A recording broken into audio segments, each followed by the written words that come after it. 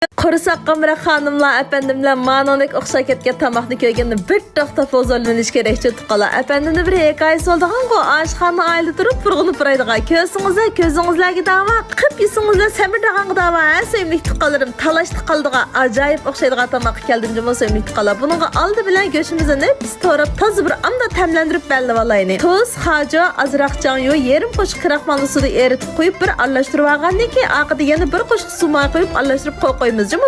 Bunun iki tane saylar köp emas. Asasen gembenlikiga o'xshab qoldi, lekin qo'ri shakli qat'iy o'xshamaydi. Jimo oxirgacha sabr qilib ko'rsizlar. Qazimizga Alnuriniki tunji siqim birinchi darajalik sapga hozirmaydi qo'ydim. Bu musha atdegankidek zalab ish qilgan emas. Bu Nurimaygil davomli qashqamaylaringizni nim qo'silib so'raysizlar. Albatta ishiltima Alnurimaylarni sap tabiiy. Tunji siqim bo'lgandiki bir zalab avaga mayni hargiz to'ymayman. Yemir qatim ishiltimachi mashtaq tuqqalar. Go'shtni yaxshi qizartib qo'rib olgandiki tussab oqida lazi unini so'qilmagan ziridi bir qo'shiqsa bir ishkini aralashtirib atqandagi piyozni sap azroq qo'rib qizil ko'k lazi samsaqlarni solmiz tuqqanlar. Mana mushu kemning o'zida ajoyib muzdik bir xil zira lazaning purg'i dimirg'imizni urdiki tuqqanlar ash pishmay turib qiyosga ketalaymiz. Jumman ta'min o'xshaydiganni. Ammoniki gambanga o'xshaydigan yeri asosiy qurishlar o'xshaydi. Ammo buningda hajo yo'q. Gambanda hajo bor. Buningda lazi uni va gambanda u yo'q. Andi zirmi bor tuqqanlar. Shu sensasiyozda ta'min teg'imi puraqliq chiqdi tuqqanlar ham salpa suluq chiqdi emas. Ham samsingizdan buldi jumu gam kavobdamda chiqdi tuqqanlar. Qaynaqliq qilsangizlar bo'layverdi. Lekin